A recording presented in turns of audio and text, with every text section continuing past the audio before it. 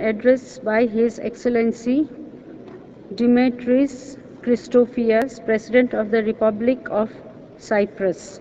I request protocol to escort His Excellency.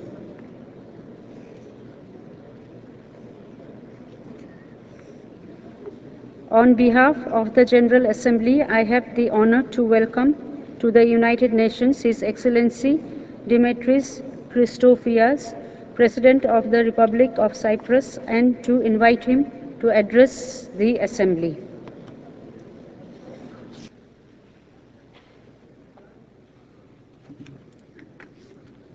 Mr. President,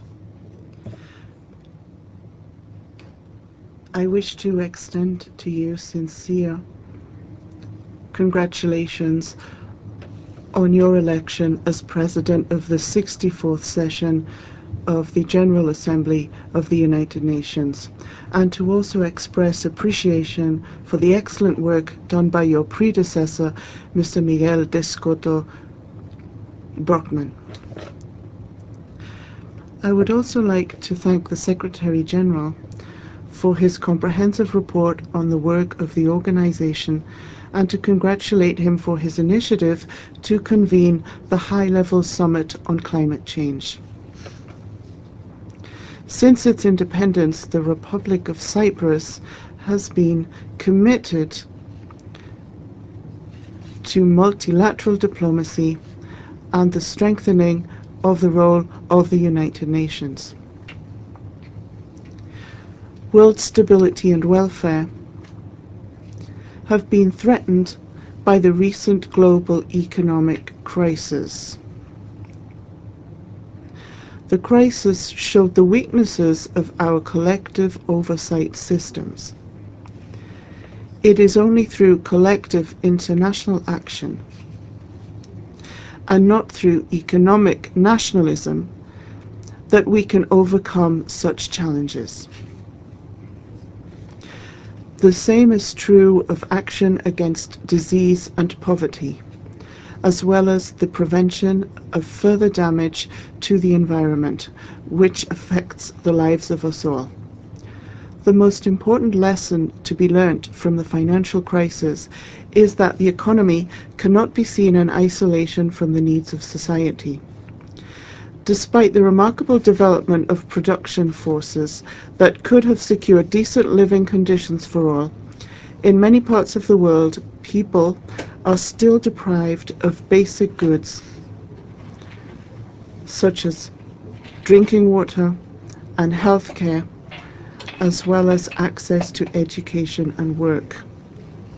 The magnitude of the financial crisis shows that it is a crisis of the system and of its most extreme manifestation of neoliberalism and market lawlessness.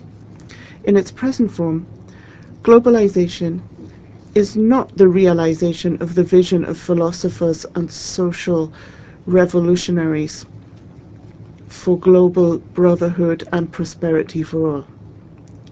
This is because globalization is driven by the pursuit of excessive profits. As a result, the rich are becoming richer and the poor poorer.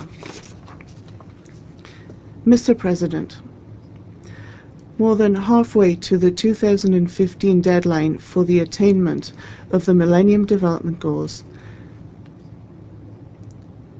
the financial crisis is forcing states and institutions to reassess global priorities.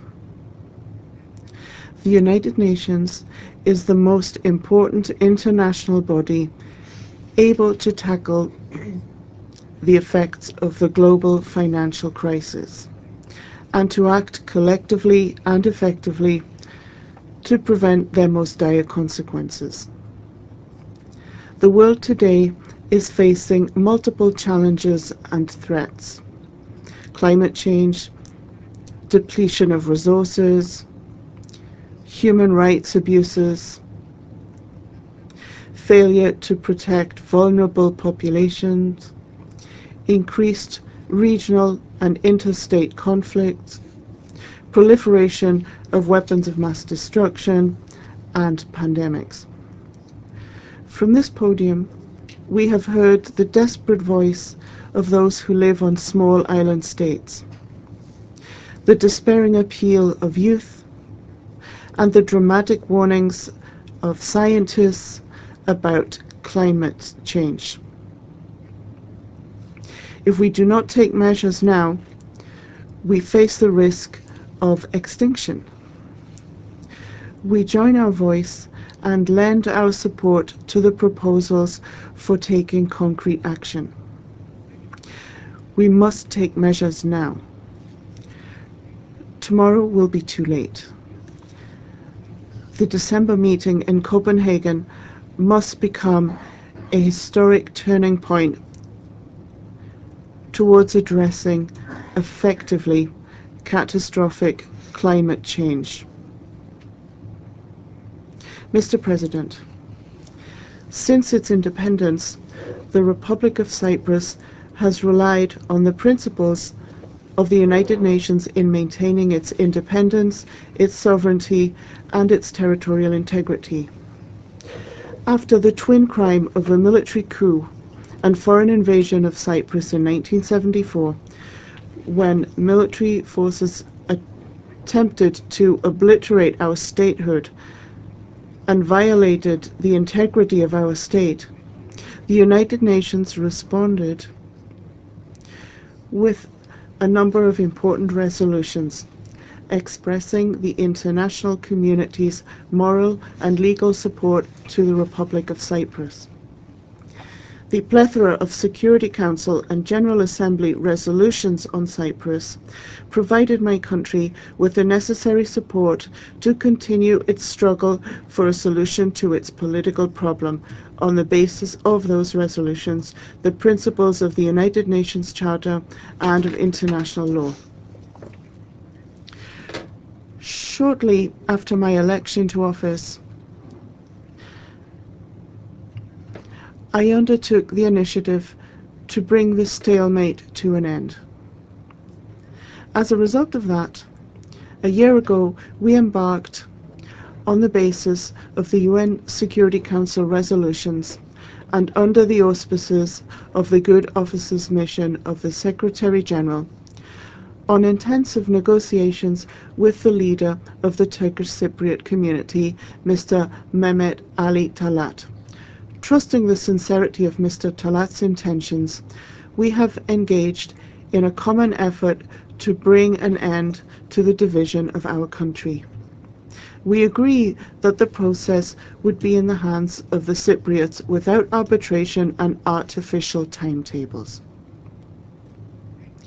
There has been some progress achieved in the negotiations, but not such as to make us confident that we are close to a final solution to the Cyprus problem. Our goal is the restoration of the sovereignty, territorial integrity, independence, and unity of the Republic of Cyprus, the common homeland of Greek Cypriots and Turkish Cypriots. It is also our goal to restore human rights and basic freedoms of all citizens of the Republic of Cyprus, regardless of their ethnic background. We are committed to the evolution of the unitary state into a federal state consisting of two largely autonomous regions. One region will be administered by the Greek Cypriot community and the other by the Turkish Cypriot community. Given the fact that in Cyprus the population lived intermingled throughout the island, this constituted for us a great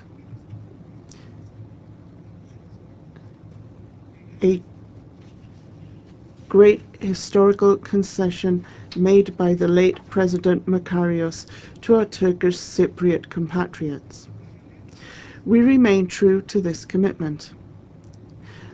The United Federal Republic of Cyprus must safeguard the unity of the state and its institutions, as well as of the economy and the people.